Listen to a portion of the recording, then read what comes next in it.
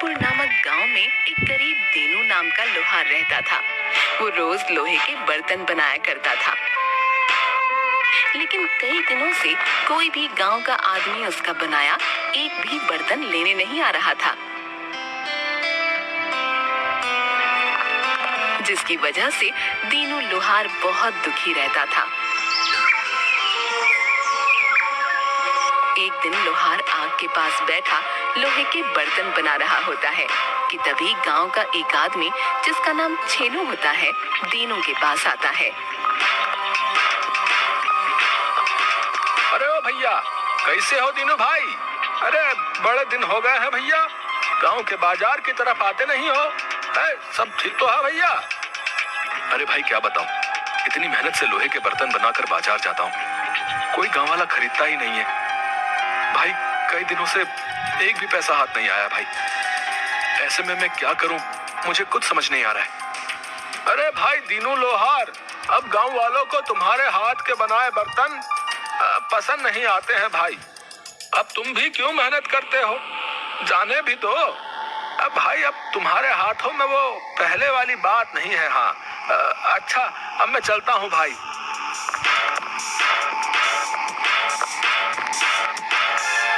दीनू ये सुनकर बहुत दुखी हो जाता है कि तभी वहाँ दीनू की पत्नी आती है। अजी सुनिए ना, आखिर आप लोहे के बर्तन बनाने का काम छोड़ क्यों नहीं देते? कोई मुनाफा तो होता है नहीं, यहाँ तक कि अब तो गांव वाले भी आपके बनाए बर्तन नहीं खरीदते। अब आप ही बताओ ना, ऐसे में हम खाएंगे क्या? नहीं नहीं नहीं, मैं कुछ नहीं जानती, अब आप भी जाओ और कुछ नया काम देखो। हाँ लेकिन भाग्यवान, मुझे तो सिर्फ ये लोहे के बर्तन ही बनाने आते हैं। ऐसे में मुझे भला कोई और काम कैसे मिलेगा? लेकिन अगर तुम कहती हो तो मैं जाकर देखता हूँ, शायद कोई गांव वाला मुझे काम दे ही दे। जिसके बाद दीनू वहां से गांव की तरफ जाता है।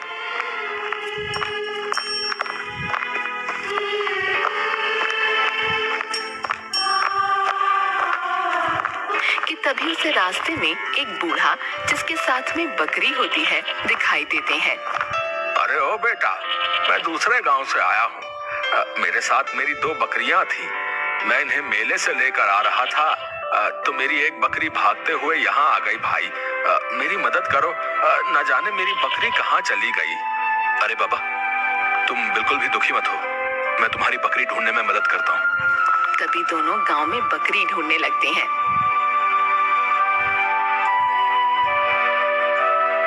लेकिन पूरा गांव देखने के बाद भी उन्हें बकरी कहीं नजर नहीं आती। दीनू और वो बूढ़ा अपनी बकरी के साथ शाम ढले जंगल में जाता है। तभी उन्हें बकरी के रोने की आवाज सुनाई देती है कि तभी वो देखते हैं कि जंगल में एक गड्ढे में उस बूढ़े की बकरी फंसी होती है। अरे भाई, ये इस गड्ढे में कैसे फंस गई?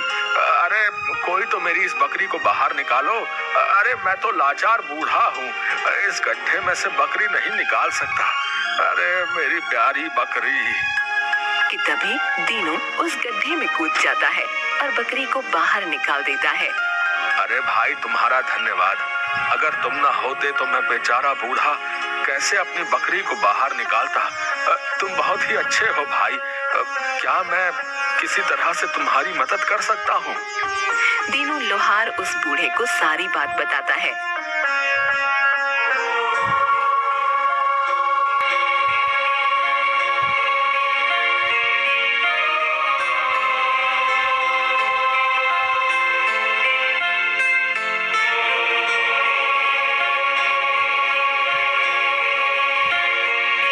अरे बेटा, तुम्हारी इस समस्या का मेरे पास एक उपाय है। तभी वो बूढ़ा एक चिमटा अपनी झोली में से निकालकर लोहार को देता है। बेटा, ये कोई मामूली चिमटा नहीं है बेटा, बल्कि एक जादुई चिमटा है। इस चिमटे से तुम जो भी मांगोगे वही तुम्हें मिलेगा। हाँ क्या सच में बाबा, ये एक जादुई चिमटा है? मैं जो मांगूंगा वो मुझे मिल जाएगा? हाँ बेटा, लेकिन ये चिमटा चमत्कारी है, जो अपना रूप कभी भी बदल सकता है। ये मायावी चिमटा है बेटा, इसलिए लालच में आकर कुछ ऐसा मत मांग लेना जिससे तुम्हारा सर्वनाश हो जाए। याद रखना, ये जादुई चिमटा गलत हाथों में जब जाएगा तो तो इसका उपयोग अपने लालच को पूरा करने के लिए वो करेगा। तब ये स्वयं ही उसके पास से अपने स्थान पर वापस लौट आएगा। अच्छा बेटा, अब मैं चलता हूँ। हाँ। जिसके बाद वो बूढ़ा वहाँ से चला जाता है। दीनू चिमटे को लेकर अपने घर जाता है। हे जादुई चिमटे, तुम तो मेरी दशा जानते ही हो। अपने जादू से कुछ ऐसा कर दो कि गांव वाले मेरे बनाए लोहे के बर्तन लेने आने लगे, ताकि मेरा जीवन अच्छे से व्यतीत होने लगे। अगली सुबह होती है और दीनू देखता है कि उसके घर के बाहर गांव वालों की एक लंबी लाइन लगी है। अच्छा देखिए ना, आज तो हमारे घर पर गांव वालों की बड़ी लाइन लगी है। हाँ, ये सब आपके बनाए लोहे के बर्तन लेने आए हैं। और हाँ देखिए देखिए कितनी लंबी लाइन लगी है। अरे दीनू भैया, अरे कब से वेट कर रहे हैं आपका भैया। तनिक मुझे एक लोहे की कढ़ाई दे दीजिए। अरे हाँ भाई हाँ, क्यों नहीं, अभी देता हूँ। और फिर ऐसे ही सारे गांव वाले भी दीनू से जो भी बर्तन उन्हें चाहिए वो मांगने लगते हैं और बदले में दीनू को पैसे देने लगते हैं, जिससे दीनू और उसकी पत्नी बहुत खुश हो जाते हैं। अरे वाह, कितने सारे पैसे आए हैं। अब लगता है हमें पैसों की तंगी नहीं होगी। वो जादुई चिमटा तो सच में जादुई है। देखिए सुनिए जी, आज तो आपके पास काफी पैसे आ गए हैं। अब मैं तो चाहती हूँ कि आप रोज ज्यादा मेहनत करके खूब सारे लोहे के बर्तन बनाए कीजिए। हाँ, ताकि हम जल्दी से अमीर हो जाएं।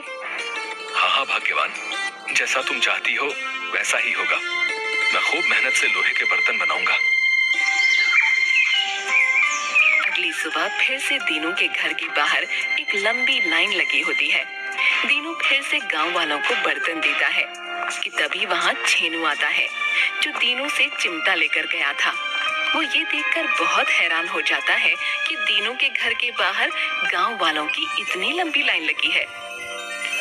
अरे भैया, अभी कुछ रोज पहले पास से गुजर रहा था, तब तो ये दीनू लोहार रो रहा था कि मेरे पास अब कोई गांव वाला बर्तन लेने नहीं आता।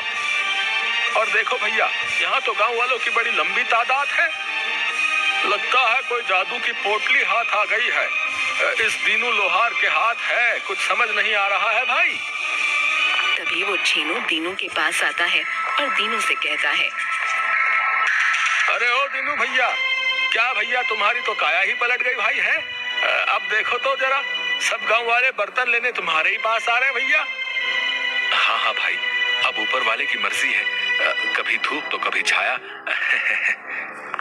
तभी वहाँ दीनू की पत्नी जादुई चिमटा अपने हाथ में लेकर आती है और दीनू से, अजी देखे ना, ये इतना सुंदर और चमकदार चिमटा मुझे हमारे घर में से मिला। आखिर इसे यहाँ कौन लेकर आया होगा जी? अरे अरे भाग्यवान, ये मेरा चिमटा है और आइंदा इस चिमटे को कभी हाथ मत लगाना, समझी। लाओ दो मुझे मेरा चिमटा। छेनू को दीनू की ये सब बातें काफी अजीब लगती हैं।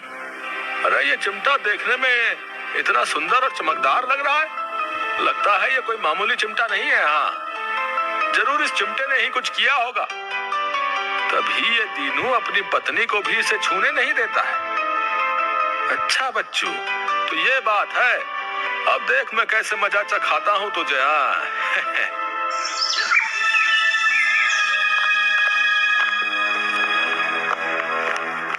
तभी छेनू रात के अंधेरे में दीनू के घर से वो जादुई चिमटा उठा लेता है। लेकिन जैसे ही जादुई चिमटे को वो अपने हाथ में लेता है, वो जादुई चिमटा एक मुर्गी के रूप में बदल जाता है। ये देखकर छेनू हैरान हो जाता है। अरे अरे भाई, ये कैसे हुआ? ये जादुई चिमटा अचानक से मुर्गी कैसे बन गया? मेरी तो कुछ समझ में नहीं आ रहा भैया। कोई बात नहीं, चिमटा ना सही, मुर्गी ही सही। तभी छेनू उस मुर्गी को एक रस्सी से बांध देता है। नहीं नहीं, मैं तुझे ऐसे नहीं जाने दूंगा। हाँ, मुझे ये तो समझ आ गया है कि तू कोई साधारण चीज नहीं है। कभी चिमटा, कभी मुर्गी, है कुछ भी बन जाता है। मुझे बेवकूफ समझता है तू? अब देख तू मेरी समझदारी। हाँ, अरे ओ जादुई मुर्गी, मुझे सोने की 100 मोहरें चाहिए, समझी? क्या तू दे सकती है मुझे? उसके ऐसे बोलते ही सोने की 100 मोहरें उसके पास आ जाती हैं और वो बहुत खुश हो जाता है। अरे वाह वाह वाह, सोने की इतनी सारी मोहरें, हाय हाय हाय। अब तो मुझे धनवान होने से कोई नहीं रोक सकता है भैया। एक काम करता हूँ, इन सोने की मोहरों को छुपा के रख लेता हूँ। हाँ, अगर किसी ने देख लिया तो मुश्किल हो जाएगी भैया। वो एक घड़े में सोने की मोहरें छुपा देता है। अब छेनू रोज उस मुर्गी से 100 सोने की मोहरें मांगता और उसे घड़े में छुपा देता। अरे वाह वाह वाह, अब तो मेरा ये घड़ा सोने के मोहरों से भरने ही वाला है। चलो चलो ठीक है, अब इसे छुपा देता हूँ। अभी कल उस जादुई मुर्गी से एक साथ बहुत सारी सोने की मोहरें मांग लेता हूँ। हाँ, अब मुझे और सब्र नहीं होता। हे भगवान, मेरा जादुई चिमटा किसी ने चुरा लिया। अब मैं क्या करूं? जिसने भी चिमटा चुराया हो, बस इसका गलत इस्तेमाल ना करे, नहीं तो उसका सर्वनाश तय है। कृपा करना ईश्वर। आप इतने परेशान क्यों हैं? क्या हुआ बताइए ना। अब तो हमारा काम भी अच्छा चल रहा है। भाग्यवान, काम तो ईश्वर की दया से सही है, लेकिन उस दिन जिस चिमटे के बारे में तुम पूछ रही थी, वो एक जादुई चिमटा था। उसके बाद दीनू सारी बात पत्नी को बताता है। आप सही बोल रहे हैं, उस चिमटे का बस गलत इस्तेमाल ना हो। मुझे तो भैया पर शक है, क्योंकि उस दिन चिमटे की बात सुनकर वो कुछ अचंभित लग रहे थे।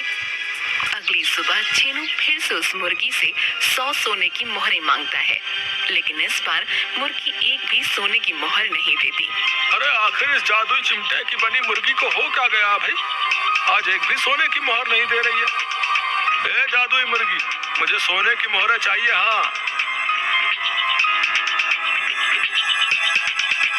ऐसा छेनू कई बार बोलता है, लेकिन मुर्गी एक भी मोहर नहीं देती, जिसकी वजह से छेनू को बहुत गुस्सा आ जाता है। अच्छा, तो तू ऐसे नहीं मानेगी। अभी बताता हूँ तुझे, कैसे नहीं देगी मुझे सोने की मोहरें। रुक तू, मैं तेरे अंदर से सारी सोने की मोहरें निकाल लूंगा। हाँ,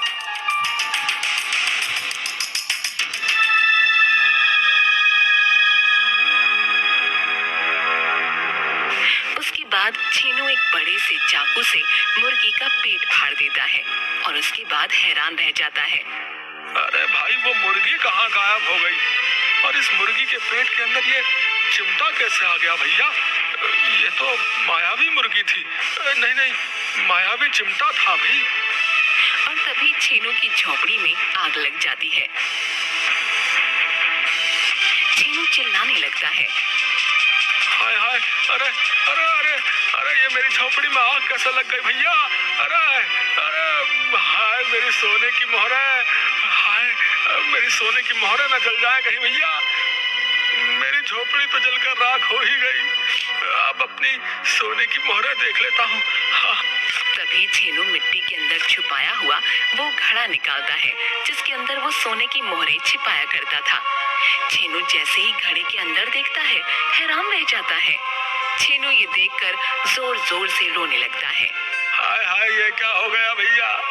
मेरी सारी सोने की मोहरें ये मामूली से मुर्गी के अंडों में कैसे बदल गई भैया? अरे ये क्या हो गया? हाय हाय, अरे मेरी सारी सोने की मोहरें कहाँ चली गई? मेरी तो झोपड़ी भी जल के खाक हो गई भैया, और हाथ से सोने की मोहरें भी गई। तभी वहाँ पर दीनू और उसकी पत्नी भी आ जाते हैं। छेनू भाई, किसी और के हिस्से का जादुई चिमटा तुमने चुराया और उसका गलत इस्तेमाल किया, जिसका नतीजा तुम्हारे सामने है। भैया, मुझसे बहुत बड़ी भूल हो गई भाई। मैं लालच में आ गया था, जिसका मुझे ये इनाम मिला है भाई। अरे मुझे माफ कर दो भैया। तभी वो मुर्गी फिर से छेनू के सामने आती है। अब रोने से क्या होगा छेनू? ये सब तुम्हारे ही लालच का नतीजा है।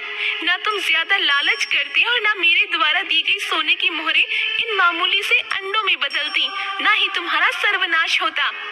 छेनू से देखते ही फिर से हैरान हो जाता है। मैं एक जादुई चिमटा ही हूँ जो अपना रूप बदल सकता है। तुम एक बेहद लालची इंसान हो। जब भी मैं किसी लालची इंसान के हाथों में आता हूँ तो मेरा रूप बदल जाता है। इसलिए जब मैं तुम्हारे पास आया तो मैं एक मुर्गी बन गया, लेकिन तुम्हारी लालच की हद रुकी ही नहीं और तुमने मुझे मारकर बहुत सारी सोने की मोहरें हासिल करनी चाहिए, जिसके फलस्वरूप तुम्हारे साथ ये सब हुआ।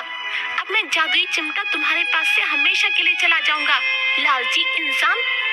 जिसके बाद वो जादुई चिमटा मुर्गी से अपने असली रूप चिमटे में बदल जाता है और वहाँ से गायब हो जाता है। अरे मैं अपने लालच में क्या कर बैठा, अपने हाथों अपना ही सर्वनाश कर लिया भैया। हाय हाय, मुझे लालच नहीं करना चाहिए था, मेरा लालच मुझे ही ले डूबा भैया।